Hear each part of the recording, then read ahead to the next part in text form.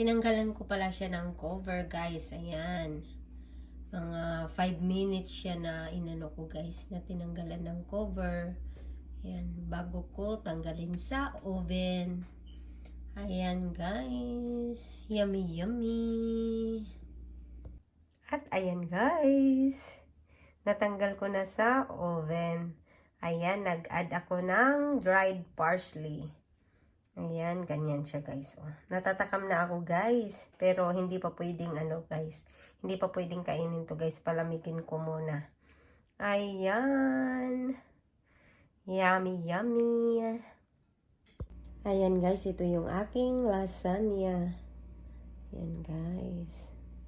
Perfect yung pagkaluto.